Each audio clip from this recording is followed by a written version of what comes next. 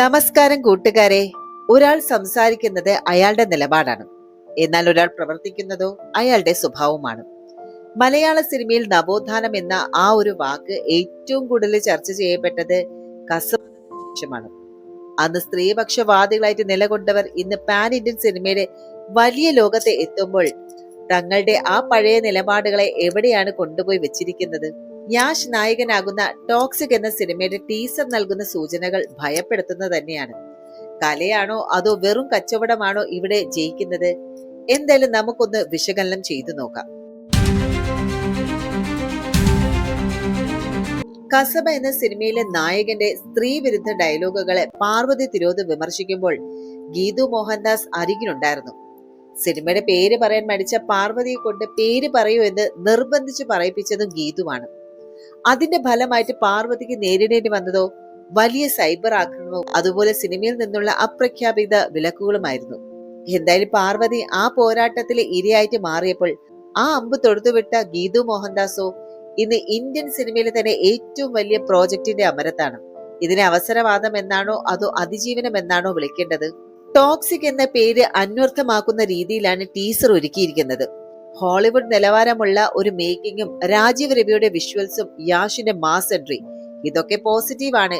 എന്നാൽ ഇതിനിടയിൽ തിരികെ കയറ്റിയ ചില ദൃശ്യങ്ങളുണ്ട്. ഒരു കാറിനുള്ളിൽ നടക്കുന്ന ലൈംഗിക ബന്ധത്തെ സ്ഫോടനവുമായി ബന്ധിപ്പിക്കുന്ന ഡബിൾ മീനിങ് ഷോട്ടുകൾ.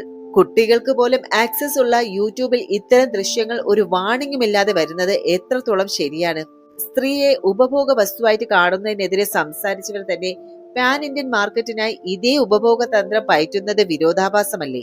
സിനിമ സമൂഹത്തെ സ്വാധീനിക്കില്ല എന്ന് പറയുന്നവർ ആവേശ സിനിമയ്ക്ക് ശേഷം തൃശൂർ തേക്കിൻകാട് മൈതാനത്ത് നടന്ന ആ ഒരു സംഭവം മറക്കരുത്. സിനിമയിലെ വില്ലത്തരങ്ങളെ ഹീറോയിസമായിട്ട് കാണിക്കുന്ന ഒരു തലമുറ ഇവിടെയുണ്ട്.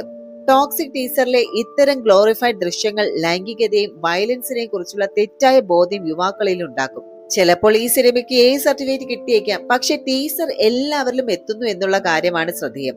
സെക്സ് എഡ്യൂക്കേഷൻ എന്ന പേരിൽ ഇത്തരം സോഫ്റ്റ് പോൺ ദൃശ്യങ്ങളെ ന്യായീകരിക്കുന്നത് അപകടകരമാണ്. പണം വന്നപ്പോൾ പഴയ ആദർശങ്ങളൊക്കെ ഗീതു മോഹൻദാസ് മാറ്റിവെച്ചോ എന്നൊക്കെ ചർച്ചകളാണ് ഇപ്പോൾ ഉള്ളത്. ആനിമൽ സിനിമയെ വിമർശിച്ചവർ ഈ സിനിമയെ എങ്ങനെ കാണുമെന്നതും വരും ദിവസങ്ങളിൽ വലിയ ചർച്ച തന്നെയാകും. കലയ്ക്ക് പരിധികളില്ലേ എന്ന് നമുക്ക് പറയാം, പക്ഷെ ആ കല മനുഷ്യ നന്മയ്ക്കോ അതോ കച്ചവടത്തിന് വേണ്ടിയുള്ള അധപതനത്തിനോ എന്നതാണ് ചോദ്യം.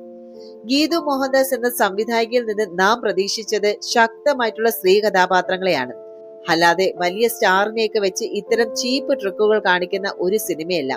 പാർവതിയെ യുദ്ധഭൂമിയിൽ തനിച്ചാക്കി ഗീതു കടന്നുപോയത് ശരിയാണോ? ടോക്സിക് ടീച്ചറിനെ നിങ്ങൾ എങ്ങനെ കാണുന്നു? ചുരുക്കത്തിൽ സിനിമ എന്ന കലാരൂപം വെറും വിനോദം മാത്രമല്ല, അത് സമൂഹത്തിന്റെ കണ്ണാടി കൂടിയാണ്. ഗീതു മോഹൻദാസ് എന്ന സംവിധായകയിൽ നിന്ന് നമ്മൾ പ്രതീക്ഷിച്ചത് എന്താണ്? മലയാള സിനിമയിലെ പതിവ് വാർപ്പ് മാതൃകകളെ പൊളിച്ചെഴുതുന്ന സിനിമകളാണ്.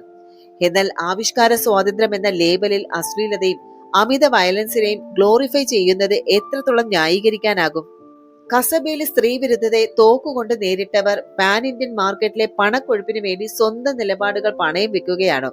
പാർവതി പോലെയുള്ള പ്രതിഭകൾ മാറ്റി നിർത്തപ്പെടുമ്പോഴും വിപണിയുടെ തന്ത്രങ്ങൾക്കൊപ്പം സഞ്ചരിക്കാൻ ഗീതു തയ്യാറാകുന്നത് നിരാശാജനകമാണ്. നമ്മുടെ കുട്ടികൾ ഇന്ന് എല്ലാം വിരൽ തുമ്പിൽ കാണുന്നവരാണ്. ഒരു ടീസർ ഹിറ്റാകാൻ സെക്സും വയലൻസും ഇരട്ടി മധുരമായിട്ട് ചേർക്കുമ്പോൾ അത് കാണുന്ന ഒരു തലമുറയുടെ മാനസിക അവസ്ഥയെക്കുറിച്ചും സിനിമയുടെ പിന്നണി പ്രവർത്തകർ ചിന്തിക്കേണ്ടതുണ്ട്. ലൈംഗിക വിദ്യാഭ്യാസം നൽകേണ്ടത് ഇത്തരത്തിലുള്ള ഡബിൾ മീനിങ് ദൃശ്യങ്ങളിലൂടെയല്ല. സിനിമയിലെ നായകൻ ചെയ്യുന്നതെല്ലാം ശരിയാണെന്ന് വിശ്വസിക്കുന്ന പച്ചയായിട്ടുള്ള മനുഷ്യർ ഇന്നും നമ്മുടെ ഇടയിലുണ്ട്. അതുകൊണ്ട് തന്നെ ക്രിയേറ്റീവ് ഫ്രീഡം എന്നിവയോടൊപ്പം തന്നെ സോഷ്യൽ റെസ്പോൺസിബിലിറ്റി അല്ലെങ്കിൽ സാമൂഹിക പ്രതിബദ്ധത കൂടി ഓരോ സിനിമാ പ്രവർത്തകനും ഉണ്ടായേ തീരൂ. ടോക്സിക് എന്ന ഈ സിനിമയും അതിലെ നിലപാടുകൾ വരും ദിവസങ്ങളിൽ കൂടുതൽ ചർച്ചയാകുമെന്ന് ഉറപ്പാണ്. നിങ്ങൾക്ക് എന്ത് തോന്നുന്നു? ഗീതു മോഹൻദാസിന്റെ ഈ മാറ്റം ബിസിനസ് തന്ത്രമാണോ അതോ കലയിലെ പുതിയ പരീക്ഷണമാണോ? നിങ്ങളുടെ അഭിപ്രായങ്ങൾ താഴെ കമന്റ് ബോക്സിൽ മറക്കാതെ രേഖപ്പെടുത്തുക. ഈ വീഡിയോ നിങ്ങൾക്ക് ഉപകാരപ്രദമായിട്ട് തോന്നിയെങ്കിൽ സുഹൃത്തുക്കളിലേക്ക് ഷെയർ ചെയ്യുക. സിനിമയിലെയും സമൂഹത്തിലെയും ഇത്തരം കൃത്യമായിട്ടുള്ള വിശകലനങ്ങൾക്കായി ഞങ്ങളുടെ ചാനൽ സബ്സ്ക്രൈബ് ചെയ്യാനും മറക്കരുത്. അടുത്തൊരു വീഡിയോയുമായിട്ട് വീണ്ടും കാണാം. അതുവരേക്ക് നന്ദി, നമസ്കാരം.